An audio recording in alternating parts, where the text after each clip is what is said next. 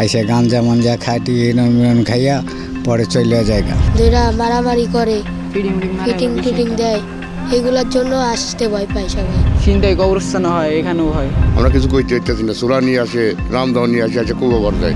এখানে তো কয়টা গ্রুপ আসে এখন আমি আপনাদের বলি। আমরা প্রশাসন, স্থানীয় প্রশাসন, থানাকে এবং র্যাবকে আমরা এটা চিঠি ইস্যু করছি।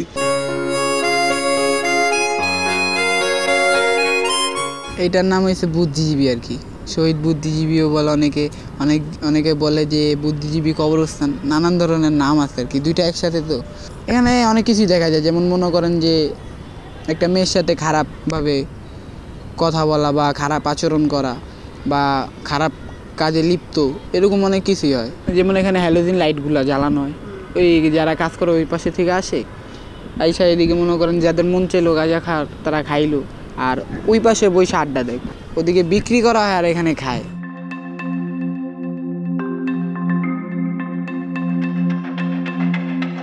এনে বিকেলবেলা হইলে টিয়া লোকজন আসে, টিয়া পোলাবান আসে, আইসে গাঞ্জা মাঞ্জা খায় টিন খাইয়া পরে চলে জায়গা। প্রত্যেক দিন রাত্রে বিকেলে ঠিক আছে অ্যাভেলেবেল, সকালে।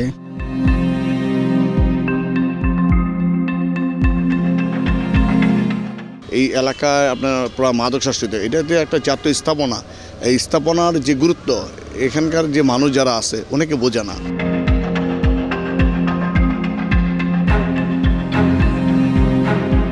সব সময় আসি আমরা।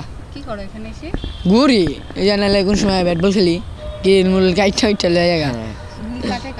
গিল কাটে যে প্লবেনেরা রাইতে যারা আসে আইসা গিল মুল কাইটা জায়গা। এখানকার লোকজন কিছু বলে না? এখানকার দায়িত্ব যারা আছে, দায়িত্ব যারা এরা কিছু করে না, কেন বলেন? পায় না, খুঁজ যাবে না, লোকজন খুঁজ যাবে না, রাইতে দেয় না, কেউই দেখে না। আর এইখানে সবাই আসতে ভয় পায়।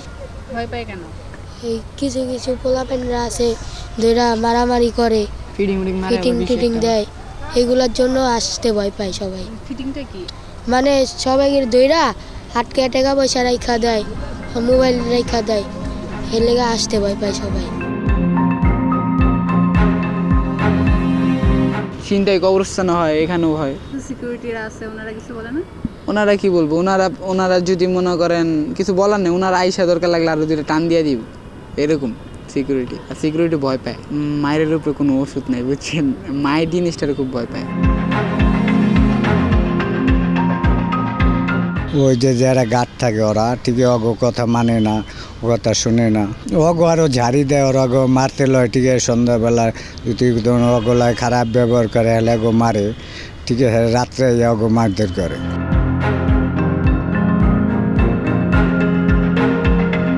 আসলে চিন্তাটা আসলে আমার এই বুদ্ধিজীবীর ভিতরে হয় না, এটা হয় যে এখানে আপনি দেখছেন যে কবরস্থান আছে, এটা নিরিবিলি জায়গা, সেখানে অবাধে স্কুলের স্টুডেন্ট যারা আছে, মেয়েরা ছেলেরা সকাল 8টা 7টা বাজেই উঠে আসে। যেহেতু এটা আমার একটা ওপেন জায়গা, আমি তো কাউকে বাধা দেওয়ার মতো কোনো জিনিসই আমার বাধা দেওয়ার মতো নেই। আমাদের এখানে টোটাল আমাদের 16 জন যে প্রহরী আছে, যারা রাত্রে এবং দিনে সার্বক্ষণ হয়।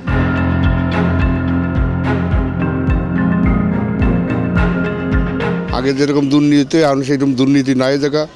এখন ওই গোরস্থানের মধ্যে চিন্তাইমেন্টাই হয়, মনে করেন এসে বুদ্ধিজীবীর নাম কয়। হ্যাঁ, বুদ্ধিজীবীর নাম কয়, আমরা কিন্তু আমাকে কোনো চিন্তাই না, চিন্তা হলো বুদ্ধিজীবী গোরস্থানের ভিতরে এসে আড্ডা মাড্ডা দেয়, আমাকে মানে না, আমরা এক কথা করে গেলে আমার মারবার আসে, এর লেগে আমরা বেশি মাতি উনিকের সাথে। এই যে আমরা থাকতো, এই জায়গা আমাকে গিরিল করে নিয়ে যাচ্ছে গা, আমরা কিছু কইতে চাইছি না, সুরা নিয়ে আসে, রামদাও নিয়ে আসে, আছে কুবাবার যায়। আমরা তো ভয় তার একদিক সরে যাই, আমরা তো চাকরি করতে চাইছি, আমরা তার একের সাথে কোনো করতে পারি না, বার্গেনিং করতে পারি না। এখানে তো কয়টা গ্রুপ আসে এখন আমি আপনাদের বলি। কিং স্টার, 5 স্টার, 6 স্টার, মানে গ্রুপের নাম। ওরা কি করে এখানে এসে? এই চিন্তায় মারামারি, ডাকাতি। অপরাধ গ্যাং বা শিশু যারা আছে তারা হয়তো আমাদের যে লোকজন আছে তাদের ইয়েতে তারা এই ধরনের কোনো কাজ করতে পারে না, তারা করে না তা না, তারা করে। বাইরে গ্যাং আছে, তারা মারামারি করে, করে এখানে অবাধে চলে আসে, যেহেতু এটা ওপেন জায়গা, কেউ আসলে এখানে বাধা দেওয়ার মতো কিছু নাই।